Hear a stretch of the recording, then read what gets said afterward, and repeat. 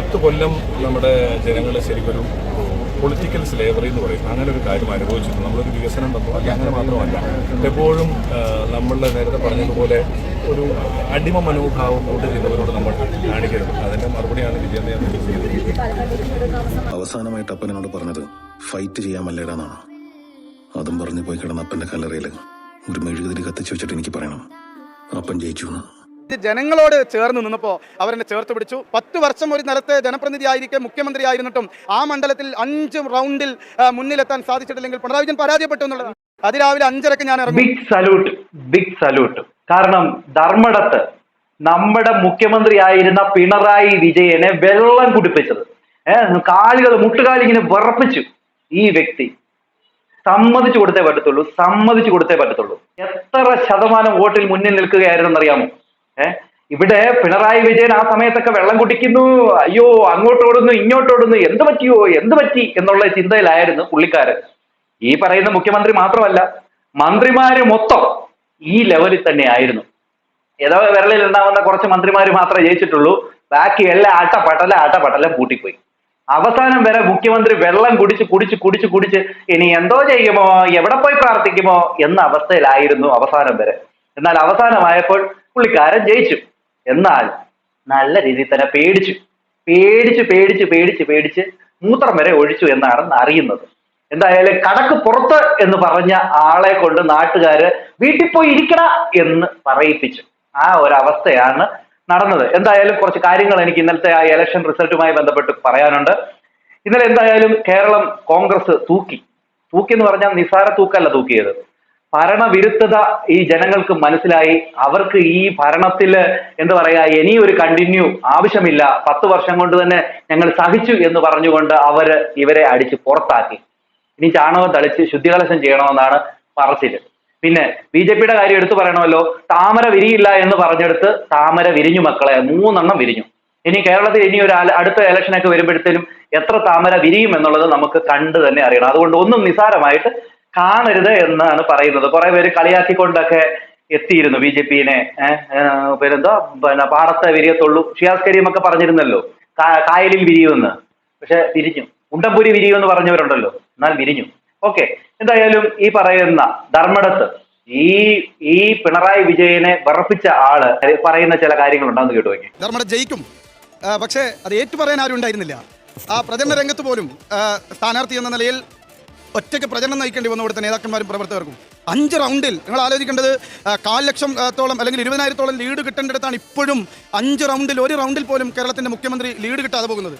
ഇത് വിജയിച്ചതിന് തുല്യമാണ്. ഇനി ഇതിന്റെ നെറ്റ് റിസൾട്ട് എന്താണെന്നുള്ളത് ഞങ്ങൾക്കറിയില്ല. കാരണം പ്രവർത്തന സ്വാതന്ത്ര്യമുള്ളെടുത്ത്, പ്രവർത്തിക്കാൻ സ്വാതന്ത്ര്യമുള്ളത്, ഞങ്ങൾക്ക് പോസ്റ്റർ ഒട്ടിക്കാൻ പറ്റിയെടുത്ത്, ഞങ്ങൾക്ക് വീട് കയറാൻ പറ്റിയെടുത്ത്, ഞങ്ങൾക്ക് വോട്ട് ചോദിക്കാൻ പറ്റിയെടുത്ത്, സ്ഥാനാർത്ഥി എന്ന നിലയിൽ എനിക്ക് പര്യടനം നടത്താൻ പറ്റിയെടുത്ത് മുഴുവൻ ഇതാ കേരളത്തിലെ ലോകത്തിന്റെ മുഴുവൻ മലയാളികളുടെ മുന്നിലും അഭിമാനത്തോടു കൂടി പറയാണ് UDF-ന് വേണ്ടി UDF-ന്റെ പ്രവർത്തകർ ലീഡ് പിടിച്ചിരിക്കുകയാണ്.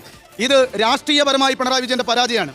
ഞാനിപ്പോഴും പറയുന്നു, 3 പഞ്ചായത്തുകൾ UDF ചരിത്രത്തിൽ ഒരിക്കലും, പഞ്ചായത്ത് തുടങ്ങിയതിൽ പിന്നെ ഒരിക്കലും ഭരിച്ചിട്ടില്ലാത്ത പഞ്ചായത്താണ് ചെമ്മിലോട്. എല്ലാ കാലത്തും ഇടതുപക്ഷത്തിന്റെ കൂടെ ശക്തമായി നിന്ന പഞ്ചായത്താണ് അഞ്ചരക്കണ്ടി. പിണറായി വിജയന്റെ വീടിരിക്കുന്ന പഞ്ചായത്താണ്. നിങ്ങൾ അത് റിപ്പോർട്ട് ചെയ്യണം. പിണറായി വിജയന്റെ വീടിരിക്കുന്ന പഞ്ചായത്തിലാണ്. വേങ്ങാട് പഞ്ചായത്തിൽ പോലും പിണറായി വിജയൻ ലീഡ് നേടിയിട്ടില്ല. എന്തിനാണ് പിണറായി വിജയൻ കേരളത്തിനകത്ത് ഈ രാഷ്ട്രീയ പ്രവർത്തനം നടത്തുന്നത്, ജനങ്ങളെ ഫേസ് ചെയ്യുന്നത് എന്ന് പിണറായി വിജയൻ ലോകത്തോട് തുറന്നറിയണം. അദ്ദേഹത്തിന്റെ വീടിരിക്കുന്ന വേങ്ങാട് പഞ്ചായത്തിൽ അദ്ദേഹം പറയിൽ പോയിരിക്കുന്നു. അദ്ദേഹത്തിന്റെ വീടിരിക്കുന്ന ബൂത്തിന്റെ പരിശോധിക്കുന്നേ ഉള്ളൂ. അദ്ദേഹത്തിന്റെ വീടിരിക്കുന്ന പഞ്ചായത്തിൽ പോലും ജനങ്ങളെ വിശ്വാസം നേടാൻ അദ്ദേഹത്തിന് സാധിച്ചില്ലെങ്കിൽ ഈ തെരഞ്ഞെടുപ്പിന്റെ മുഴുവൻ പരാജയവും അത് ഏറ്റുവാങ്ങിയിട്ട് അതിന് ഉത്തരവാദിത്വം ഏറ്റെടുത്ത് അദ്ദേഹം മാറി നിൽക്കണം. ഞാനിപ്പോഴും പറയുന്നു, ഇനി എണ്ണേണ്ടത് പെരളശ്ശേരിയാണ്, ഇനി എണ്ണേണ്ടത് ധർമ്മടമാണ്, ഇനി എണ്ണേണ്ടത് പിണറായി പഞ്ചായത്താണ്. ഞങ്ങളെ ബൂത്തിൽ ഇരുത്താൻ സമ്മതിക്കാത്ത പ്രദേശങ്ങൾ, ഞങ്ങളുടെ ബൂത്തിൽ നിന്ന് നാട്ടി ഓടിച്ച പ്രദേശങ്ങൾ, ഞങ്ങളുടെ പ്രവർത്തകരുടെ എൻ്റെ ബോർഡുകൾ, എൻ്റെ പ്രചരണ ബോർഡുകൾ, എൻ്റെ പോസ്റ്ററുകൾ വ്യാപകമായി മോഷ്ടിച്ചു കൊണ്ടുപോയ പ്രദേശങ്ങൾ. അതുപോലെ തന്നെ സ്ഥാനാർത്ഥി എന്ന നിലയിൽ എടക്കാട് പോലീസ് സ്റ്റേഷനിലും ചക്കരക്കൽ പോലീസ് സ്റ്റേഷനിലും പരാതിയുണ്ട്. സ്ഥാനാർത്ഥി എന്ന നിലയിൽ ലോകം മുഴുവൻ കണ്ടതാണ് എൻ്റെ പര്യടനം തടഞ്ഞ പ്രദേശങ്ങൾ. ആ പ്രദേശങ്ങളിലേക്കാണ് എനിക്ക് കടന്നു പോകേണ്ടത്. അവസാന ദിവസം 6 ദിവസവും ആ മണ്ഡലത്തിൽ ക്യാമ്പ് ചെയ്തിട്ട് ഞാൻ അന്നും പറഞ്ഞു, വേടന്റെ പരിപാടി ഉൾപ്പെടെ കണ്ടു. എക്സ്പെൻഡിച്ചറിൽ രേഖപ്പെടുത്തിയിട്ടില്ല. 40 കോടിയോളം രൂപ അവസാനത്തെ 6 ദിവസവും സാമ്പത്തികം അതുപോലെ ഒഴുക്കിയിട്ടും ഇനി ഈ ഘട്ടത്തിൽ പോലും പിടിച്ചു നിൽക്കാൻ കഴിയുന്നില്ലെങ്കിൽ തീർച്ചയായും ധർമ്മടത്ത് രാഷ്ട്രീയപരമായി UDF വിജയിച്ചു കഴിഞ്ഞു. തളിപ്പറമ്പിൽ നിന്ന് ഒരു സുപ്രഭാതത്തിൽ മാറേണ്ടി വന്ന ഒരാളാണ് ഞാൻ 5 വർഷക്കാലം. അതുകൊണ്ട് ഇപ്പോഴും പ്രതീക്ഷയിലാണ്. പെരളശ്ശേരിയും ധർമ്മടവും പിണറായിയും കടന്ന് പോകുമ്പോൾ തീർച്ചയായും ധർമ്മടത്ത് ജയിക്കുമെന്ന്.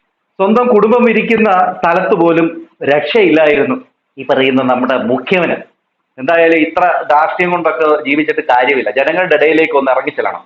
സ്വന്തം വീടിരിക്കുന്ന സ്ഥലത്ത് പോലും രക്ഷയില്ലായിരുന്നു. അവിടെ ഈ സ്ഥാനാർത്ഥിയായിട്ടുള്ള അബ്ദുൾ റഷീദ് കയറി അങ്ങോട്ട് മേഞ്ഞു. പുള്ളിക്കാരന് കൊടുക്കണം മോനെ ഒരു കുതിരപ്പവൻ. കാരണം നല്ലപോലെ വിറപ്പിച്ചു. ഇദ്ദേഹം ഇപ്പൊ തോറ്റാൽ പോലും ഇദ്ദേഹം തന്നെയാണ് ഹീറോ. സത്യമായിട്ട് പറയാണ്, ഇദ്ദേഹം തന്നെയാണ് ഹീറോ. സൂപ്പറായിട്ടുണ്ട്. എന്നാൽ ഇവിടെ ഇദ്ദേഹം പ്രചരണത്തിന് പോയ സമയത്ത് ഇദ്ദേഹത്തെ എന്താ പറയുക, ഒന്ന് സപ്പോർട്ട് ചെയ്യാനായിട്ട് മറ്റുള്ള പ്രതിപക്ഷ നേതാവായിക്കോട്ടെ അവരാരും ഇറങ്ങിയില്ല. അവരോടൊക്കെ ഒന്ന് ഇറങ്ങുകയായിരുന്നെങ്കിൽ ഇദ്ദേഹം വിജയിച്ചേനെ എന്ന് ഇദ്ദേഹം തന്നെ പറയുന്നുണ്ട്. അതൊന്ന് കേട്ടു നോക്കി. ആരും വിശ്വസിച്ചില്ല. ഞാൻ നേതാക്കന്മാരോടൊക്കെ അഭ്യർത്ഥിച്ചു ഒന്ന് വരണം. ഞാൻ എൻ്റെ മുഴുവൻ ദേശീയ നേതാക്കന്മാരോടും എൻ്റെ പാർട്ടിയുടെ സംസ്ഥാന നേതാക്കന്മാരോടും ഞാൻ കാല് പിടിച്ച് പറഞ്ഞു ഒന്ന് വരണം, മണ്ഡലത്തിലൊന്ന് വരണം, നമ്മൾ ജയിക്കും. പക്ഷെ ആരും ചെവി കൊണ്ടില്ല. എല്ലാവരും പുഞ്ചിരിച്ച് അതിനെ തള്ളുകയാണ് ചെയ്തത്. അവസാനം ഞാൻ വടകര MP ഷാഫി പറമ്പിലിനോടും പറഞ്ഞു നിങ്ങളെങ്കിലും ഒരു ദിവസം വരണം. എൻ്റെ ഏറ്റവും പ്രിയപ്പെട്ട നേതാവ് കൂടിയാണ് അദ്ദേഹം. പക്ഷേ പരിപാടി ക്യാൻസൽ ചെയ്യാണ്. ഈ 10 വർഷക്കാലം പിണറായി വിജയനെതിരെ പറഞ്ഞവരാരും തന്നെ ധർമ്മടത്ത് വന്നിട്ടില്ല എന്നുള്ള സങ്കടമാണ്. ഞാൻ അന്നും പറഞ്ഞു ആരെങ്കിലും ഒന്ന് വന്നിരുന്നെങ്കിൽ ഇതാകുമായിരുന്നില്ല റിസൾട്ട്. സ്ഥാനാർത്ഥി എന്ന നിലയിൽ ഞാൻ ഒറ്റപ്പെട്ടു പോയിരുന്നു ധർമ്മടത്ത്. ആരും ഇദ്ദേഹം വളരെ വിഷമത്തോടു കൂടിയാണ് പറയുന്നത്. കാരണം ഒരു സ്ഥാനാർത്ഥി എന്ന നിലയിൽ ഇദ്ദേഹത്തിന് കിട്ടേണ്ട സപ്പോർട്ടുകൾ കിട്ടിയിരുന്നെങ്കിൽ ആ ധർമ്മടത്തെ അവസ്ഥ അതല്ലായിരുന്നു. നമ്മുടെ മുഖ്യനായി ഇരുന്നു കൊണ്ട് നല്ലൊരു തോൽവി പുള്ളിക്കാരൻ ഏറ്റുവാങ്ങിയനെ. ഇപ്പൊ 10-15,000 വോട്ടിന് പുള്ളിക്കാരൻ വിജയിച്ചെങ്കിൽ അങ്ങനെ അല്ലായിരുന്നു അവസ്ഥ. ആ അവസ്ഥയിലേക്ക് നാണം കെട്ട് തലയിൽ മുണ്ടിട്ടുകൊണ്ട് പോകേണ്ട അവസ്ഥ വന്നേന്. അതാണ് അവിടെ നടക്കേണ്ടിയിരുന്നത്. എന്തായാലും പാലക്കാട് രാഹുൽ മാങ്കൂട്ടം വിജയിച്ച സ്ഥലത്ത് ഇപ്പോൾ നിന്നത് പിഷാരടിയാണ്. പിഷാരടി വമ്പം ഭൂരിപക്ഷത്തിൽ തന്നെ അവിടെ ജയിച്ചു. ആദ്യമൊക്കെ ശോഭാ സുരേന്ദ്രനെ ഒന്ന് വിറപ്പിച്ച് നിർത്തിയെങ്കിൽ ശോഭാ സുരേന്ദ്രനായിരുന്നു ആദ്യമൊക്കെ ലീഡ്. അത് കഴിഞ്ഞതിന് ശേഷം പിഷാരടിയിലേക്ക് മാറുകയായിരുന്നു. അവിടെ ജയിച്ച പിഷാരടിക്ക് അഭിനന്ദനങ്ങൾ പറഞ്ഞുകൊണ്ട് രാഹുൽ മാങ്കൂട്ടത്തിൽ ഒരു കാര്യം പറയുന്നുണ്ട്. അത് കേട്ടുപോയി. പാലക്കാട് പുതിയ MLA വന്നതിനകത്ത് വലിയ സന്തോഷമാണുള്ളത്. പ്രത്യേകിച്ച് ദീർഘകാലത്തെ സുഹൃത്തു കൂടിയായ പിഷാരടി MLA ആകുന്നു എന്നുള്ളത് ഒരു നല്ല കാര്യമാണ്. കലാകാരന്മാർ ധാരാളമായി രാഷ്ട്രീയത്തിലേക്ക് വരാറുണ്ട്, ജനപ്രതിനിധികളാകാറുണ്ട്. പക്ഷേ കലാകാരൻ എന്നതിനപ്പുറം നല്ല രാഷ്ട്രീയ ബോധമുള്ള നമ്മൾ രമേശ് പിഷാരടി അങ്ങനൊരു കലാകാരൻ മാത്രമായി അടയാളപ്പെടുത്തേണ്ടുന്ന ഒരാളല്ല. അയാൾ നല്ല ഏതൊരു വിഷയത്തെപ്പറ്റിയും കൃത്യമായ രാഷ്ട്രീയ ധാരണകളും ക്ലാരിറ്റി ഓഫ് തോട്ടുമൊക്കെയുള്ള ഒരു നല്ല പൊതുപ്രവർത്തകനാകുവാൻ അദ്ദേഹത്തിന് കഴിയും. ഇവിടെ രാഹുൽ മാങ്കൂട്ടത്തിൽ വളരെ വ്യക്തമായിട്ട് കാര്യങ്ങൾ പിഷാരടിയെ കുറിച്ച് പറഞ്ഞു. ഇവിടെ റിസൾട്ട് വന്നുകൊണ്ടിരുന്ന സമയത്ത് തന്നെ രാഹുൽ മാങ്കൂട്ടത്തിൽ ഒരു പോസ്റ്റ് ഇട്ടിരുന്നു മുഖ്യമന്ത്രിക്കെതിരെ. ആ പോസ്റ്റ് വലിയ രീതിയിൽ തന്നെ വൈറലും ആയിട്ടുണ്ടായിരുന്നു. ആ പോസ്റ്റ് ഇതായിരുന്നു: വീട്ടിൽ പോയി ചോദിക്കാൻ പറഞ്ഞവനോട് വീട്ടിൽ പോയി ഇരിക്കാൻ പറഞ്ഞു ജനങ്ങൾ, ഓ മോനെ വിജയ എന്നല്ല ഇറങ്ങിപ്പോ വിജയ എന്ന്. ഈ ഒരു പോസ്റ്റ് നല്ല രീതിയിൽ തന്നെ വൈറലായി. ഇദ്ദേഹം പറഞ്ഞിട്ടുള്ള ഈ പിണറായി വിജയൻ ജനങ്ങളോടും അവിടെ എന്താ പറയുക അവരുടെ പാർട്ടിയിലുള്ളവരോടും അവിടെ മൈക്ക് ശരിയാക്കുന്നവരോടും അങ്ങനെ തുടങ്ങി ഇദ്ദേഹം ധാർഷ്ട്യം കാണിച്ചിട്ടുള്ളവരോടൊക്കെ ഇദ്ദേഹം പറഞ്ഞിട്ടുള്ള കാര്യങ്ങൾ നിങ്ങളൊന്ന് കേട്ടു നോക്കി. പടക്ക് പുറത്ത് ഇനി ഒരു ചോദ്യമില്ല. അവസാനിച്ചു. പത്രപ്രവർത്തകനായ എത്ര കാലം അയാൾക്ക് ചെവിടും കേൾക്കുന്നില്ല എന്ന് തോന്നുന്നു. എല്ലാം ഒരു ശരിയായ ഏർപ്പാടല്ലേ? ഞാൻ അവസാനിപ്പിച്ചല്ലേ? നിങ്ങൾക്ക് എന്താ തർക്കിക്കാണോ വേണ്ടത്? മാലെടുക്കാൻ കൊടുക്കും. ഞാൻ അമ്മാതിരിക്കാൻ വേണ്ടി വേണ്ട കേട്ടോ. നിങ്ങൾ ആളെ വിളിച്ചാൽ മതി. എന്തും കാണിക്കാനുള്ള ഒരു വേദിയാണ് യോഗം എന്ന് കരുതരുത്. ഞാൻ നല്ലത് എന്തൊക്കെ പറഞ്ഞുകൊണ്ട് എനിക്ക് അതിനകത്ത് വിഷമം തോന്നേണ്ട കാര്യമില്ലല്ലോ. അപ്പൊ ഇനി ഞാൻ സംസാരിക്കുന്നതായിരിക്കും നല്ലത്. അല്ലെങ്കിൽ എനിക്ക് ഒന്നും സംസാരിക്കാതെ ഇറങ്ങി പോകേണ്ടതായിരിക്കും. മാലെടുക്കാൻ കൊടുക്കും.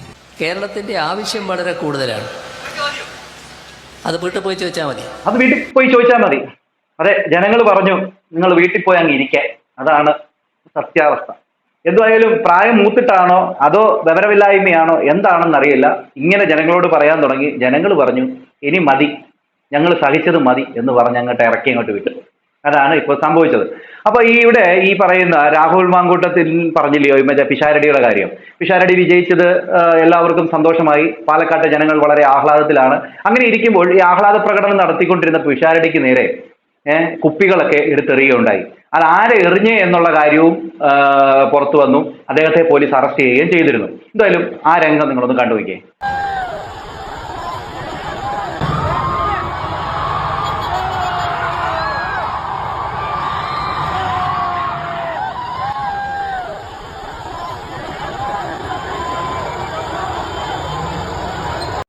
ഇവിടെ നിങ്ങൾ കാണുന്നില്ലേ, പിഷാരടി വാഹനത്തിൽ കൂടെ പോവുകയാണ്.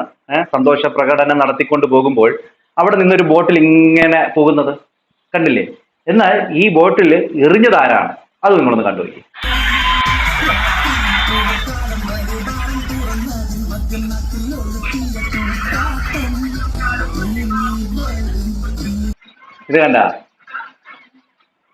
ഇത് കണ്ട അവിടുന്ന് ഒരാൾ എടുത്തെറിയുന്നത്.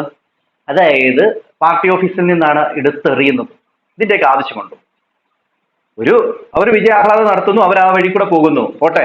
ഇതൊക്കെ വാക്കുകൾ കൊണ്ട് തീർക്കേണ്ട കാര്യങ്ങളാണ്. സംസാരിക്കുക, അങ്ങോട്ടും ഇങ്ങോട്ടും അഭിപ്രായങ്ങൾ പറയുക, അല്ലാതെ ഒരു ബഹളത്തിലേക്ക് പോവുക, ഒരു അടിബഹളം ഉണ്ടാക്കുക, അതൊന്നും നല്ല കാര്യമല്ല. എന്നാൽ ഇവിടെ തന്നെ ഈ പറയുന്ന പിഷാരടി ഈ ആഹ്ലാദ പ്രകടനം നടത്തി പോകുമ്പോൾ അവിടെ നിന്ന് തന്നെ മുസ്ലിം ലീഗിലെ ഒരാള് ഒരു ഇതെടുത്ത് എറിയുന്നുണ്ട്, ഒരു കല്ലെടുത്ത് എറിയുന്നുണ്ട്. അപ്പൊ അങ്ങോട്ടും ഇങ്ങോട്ടും ഏറുകൾ നടന്നു എന്നുള്ളത് സത്യമായിട്ടുള്ള കാര്യമാണ്. ഇതിനൊന്നും പോകാതിരിക്കുന്നതല്ലേ. ആഹ്ലാദ പ്രകടനം നടത്തി പോവുക, അത് എന്താ പറയുക, അതൊരു മാന്യതയുണ്ട്, അതാണ് ചെയ്യേണ്ടത്. പക്ഷെ ഇവിടെ രണ്ട് സൈഡിൽ നിന്നും തെറ്റുണ്ടായിട്ടുണ്ട് എന്നുള്ള കാര്യം വ്യക്തമാണ്. എന്നാൽ ഇവിടെ ഒന്നും അറിയാത്ത പിഷാരടിയുടെ ദേഹത്ത് എന്തിനാണ് കുപ്പി എടുത്തെറിഞ്ഞെന്നുള്ളതാണ് പിടുത്തം കിട്ടാത്തത്. ഓക്കെ, ഇനി അടുത്ത മുഖ്യമന്ത്രി ആരായിരിക്കും എന്നുള്ളൊരു ചോദ്യമാണ് ഇപ്പൊ എല്ലാവരുടെ മുമ്പിൽ. വി.ഡി. സതീശനാണോ, അല്ലെങ്കിൽ മറ്റേ വേണുഗോപാലാണോ, അല്ലെങ്കിൽ നമ്മുടെ ചെന്നിത്തലയാണോ എന്നുള്ളൊരു ചോദ്യമാണ് എല്ലാവരും ഉന്നയിച്ചുകൊണ്ടിരിക്കുന്നത്. എന്നാൽ വി.ഡി. സതീശനാണ് വരുന്നതെങ്കിൽ വി.ഡി. സതീശൻ പറയുന്ന ചില കാര്യങ്ങളുണ്ട്. അത് ഒരു മുഖ്യനെന്ന നിലയിൽ, അല്ലെങ്കിൽ എന്താ പറയുക, ഒരു ജനപ്രതിനിധി എന്ന നിലയിൽ അദ്ദേഹത്തിന്റെ പ്രവർത്തകരോട് അദ്ദേഹം കാണിക്കുന്ന ആ ഒരു ഇത് കേട്ടാൽ നിങ്ങൾക്ക് മനസ്സിലാവും. ഞങ്ങളൊന്നും മറക്കില്ല. പണ്ടൊക്കെ ഞങ്ങളുടെ അധികാരം ഭരണത്തിലേക്ക് വരുമ്പോൾ പലതും മറന്നുപോകായിരുന്നു. ഞങ്ങളുടെ കുഞ്ഞുങ്ങളെ ഏറ്റുവാങ്ങിയ മർദ്ദനങ്ങൾക്കും അവരുടെ ചോര ഈ കേരളത്തിൽ വീണിട്ടുണ്ടെങ്കിൽ അതൊന്നും ഞങ്ങൾ മറക്കില്ല. ഞങ്ങളുടെ കുഞ്ഞുങ്ങൾ നടത്തിയ പോരാട്ടം, നവകേരള യാത്രയ്ക്കിടയിലേക്ക് ഞങ്ങളുടെ കുഞ്ഞുങ്ങൾ അവരക്രമമൊന്നും കാണിച്ചില്ല, അവർ കരിങ്കൊടി കാണിച്ചതിന്റെ പേരിൽ അവർ ഏറ്റുവാങ്ങിയ അതിക്രമങ്ങൾ, രക്ഷാപ്രവർത്തനം എന്ന് പറഞ്ഞ് പരിഹസിച്ചത് ഞങ്ങൾ മറക്കില്ല, മറക്കാൻ പറ്റില്ലല്ലോ. അതായത് ആ കുഞ്ഞുങ്ങളെ മറന്നു പോകുന്നതാണ് അതിന്റെ അർത്ഥം. അത് ഞങ്ങൾ മറക്കില്ല, അത്ര ഞാൻ പറയുന്നത്. അതൊന്നും മറക്കില്ല, ഞങ്ങളൊന്നും മറക്കില്ല. ഓക്കെ, ഇവിടെ വി.ഡി. സതീശൻ പറയുന്നത് ഞങ്ങളൊന്നും മറക്കില്ല, ഞങ്ങളോട് ചെയ്തതെല്ലാം ഞങ്ങൾക്ക് ഓർമ്മയുണ്ട് എന്ന രീതിയിൽ പറയുന്നു. പിന്നെ ഇവിടെ പ്രവർത്തകരെ എല്ലാം ചേർത്ത് പിടിക്കുന്നതായിട്ട് നമുക്ക് കാണാനായിട്ട് സാധിക്കും. മുമ്പ് അങ്ങനെയൊന്നും കണ്ടിട്ടില്ല. ഇപ്പൊ ആ ഒരു മാറ്റമൊക്കെ കോൺഗ്രസിൽ കാണുന്നുണ്ട്. അത് എങ്ങനെ ഇനി മുന്നോട്ട് കൊണ്ടുപോകും എന്നുള്ളത് കാര്യമൊക്കെ നമുക്കറിയില്ല. എന്തായാലും ഒരു നേതാവ് എന്ന നിലയിൽ പിണറായിയെക്കാട്ടിലും ഒരു പക്വതയോട് സംസാരിക്കുന്നത് നമുക്ക് ഇതിൽ നിന്നും മനസ്സിലാകാനായിട്ട് സാധിക്കും. ഇനി നമ്മൾ നോക്കുന്നത് ഉമ്മൻചാണ്ടിയുടെ മകനായിട്ടുള്ള നമ്മുടെ ചാണ്ടിയുമ്മനാണ്. എന്റെ പൊന്നും മക്കളെ, എന്ത് ഭൂരിപക്ഷത്തിലാണ് അദ്ദേഹം ജയിച്ചതെന്നറിയാമോ? അദ്ദേഹത്തെ കുറിച്ച് ഒരു വാക്ക് പറയാതെ പോയി കഴിഞ്ഞാലേ നഷ്ടം തന്നെയാണ്. നാടുനീളെ ഫ്ലെക്സ് ബോർഡുകളില്ല, കൊട്ടിക്കലാശമില്ല, സൈക്കിളിൽ കയറി വോട്ട് ചോദിച്ചു. ഇലക്ഷന് ചിലവാക്കാൻ വെച്ചിരുന്ന പണമെടുത്ത് പാവപ്പെട്ടവർക്ക് വീട് വെച്ച് നൽകി. ഇതിനെല്ലാം പകരമായി പുതുപ്പള്ളിയിലെ മനുഷ്യർ നൽകിയ സ്നേഹമാണ് 1,00,000-ലേറെ വോട്ടുകൾ. എന്തോ വിജയമായിരുന്നെന്നറിയാമോ? ഒടുവിൽ അപ്പ നമ്മൾ ജയിച്ചു എന്ന് പറഞ്ഞൊരു പോസ്റ്റാണ് അദ്ദേഹം ഇട്ടത്. സത്യം പറഞ്ഞാൽ ഞാൻ കഴിഞ്ഞ പ്രാവശ്യം കോട്ടയത്ത് പോയ സമയത്ത് ഇദ്ദേഹത്തെ നേരിട്ട് കാണുവാനായിട്ട് ഇടവന്നു. സത്യം പറഞ്ഞുണ്ടല്ലോ, അപ്പന്റെ മകൻ തന്നെ, ജനങ്ങളുടെ മനസ്സറിയുന്ന, ജനങ്ങളോട് ചേർന്ന് നിൽക്കുന്ന ഒരു ഭരണാധികാരി, അല്ലെങ്കിൽ എന്താ പറയുക, ഒരു നേതാവ് എന്ന രീതിയിൽ നമുക്ക് ചാണ്ടിയുമ്മനെ വിശേഷിപ്പിക്കാം. ഇനിയും നല്ല രീതിയിലുള്ള ഭരണം കാഴ്ചവെക്കാൻ ഇദ്ദേഹത്തിന് കഴിയട്ടെ എന്നുള്ള ഒരു കാര്യമാണ് നമുക്ക് പറയാനുള്ളത്. എന്തായാലും രാഹുൽ മാങ്കൂട്ടത്തിൽ വേറൊരു പോസ്റ്റ് ഇട്ടിട്ടുണ്ട്. ഇത് ഉമ്മൻചാണ്ടി എന്ന വലിയ മനുഷ്യന്റെ കൂടി വിജയം. ആ മനുഷ്യന്റെ ചോര ചീന്തിയവർക്ക് കാലം കരുതി വെച്ച മറുപടി, സാറേ നമ്മുടെ പാർട്ടി ജയിച്ചു എന്ന് പറഞ്ഞുകൊണ്ട് രാഹുൽ മാങ്കൂട്ടത്തിൽ ഒരു പോസ്റ്റ് ഇട്ടിട്ടുണ്ട്. എന്തുവായാലും ഈ പ്രാവശ്യത്തെ ഇലക്ഷൻ റിസൾട്ട് കേരളത്തിലുള്ള ജനങ്ങൾ നല്ല രീതിയിൽ തന്നെ ഏറ്റെടുത്തു എന്നുള്ളതാണ്. ഒരു ഭരണമാറ്റം അത്യാവശ്യമാണെന്ന് ആഗ്രഹിച്ചിരുന്നവർക്ക് അത് കിട്ടി എന്നുള്ള കാര്യത്തിൽ ഒരു സംശയമില്ല. അങ്ങനെ കേരളത്തിന്റെ ഇലക്ഷൻ റിസൾട്ട് ആൾക്കാർ നോക്കിക്കൊണ്ടിരിക്കുമ്പോൾ പകുതി മുക്കാൽ ആൾക്കാർ നോക്കിയത് തമിഴ്നാട്ടിലെ ആ റിസൾട്ടാണ്. അവിടെ എന്താകും എന്നുള്ള ഒരു ചിന്തയായിരുന്നു. എന്നാൽ അവിടെ ചരിത്ര വിജയം നേടിക്കൊണ്ട് വിജയ് ഒരു പാർട്ടി ഉണ്ടാക്കുന്നു. ആ പാർട്ടി ഇലക്ഷന് നിൽക്കുന്നു. ആ ഇലക്ഷന് നിന്ന സമയത്ത് തന്നെ മൊത്തം അടിച്ച് തൂത്തു വാരി ഇപ്പൊ പാർട്ടി ഉണ്ടാക്കിയ ആള് മുഖ്യമന്ത്രിയാകുന്നു. എന്ത് ചരിത്ര നേട്ടമാണെന്നറിയാമോ? ഒരു ഹിസ്റ്റോറിക്കൽ മൂവ്മെന്റ് അവിടെ ഉണ്ടാക്കിക്കൊണ്ട് വിജയ് ദളപതി അങ്ങ് കാച്ചി, മക്കളെ കാച്ചി. ഇതാണ് അവിടെ നടന്നത്. ഇവിടെ ഇങ്ങനെയാണെങ്കിൽ അവിടെ അങ്ങനെ. എന്നാൽ ആസാമും എന്താ പറയുക പോണ്ടിച്ചേരി, അതോടൊപ്പം തന്നെ ബംഗാള്, ഇതൊക്കെ BJP തൂത്തുവാരിയെങ്കിൽ ഇവിടെ ഇതാണ് സംഭവിച്ചത്. എന്തായാലും നിങ്ങളുടെ അഭിപ്രായങ്ങൾ മസ്റ്റായിട്ടും കമന്റ് ചെയ്യുക. അടുത്ത മുഖ്യമന്ത്രി ആരാകണം എന്നുള്ളതാണ് നിങ്ങളുടെ ഒരു ഓപ്ഷൻ. അതോട് നിങ്ങൾ കമന്റ് ചെയ്യാൻ മറക്കരുത്. അടുത്തൊരു വീഡിയോ കാണുന്നതിലേക്ക് എല്ലാവർക്കും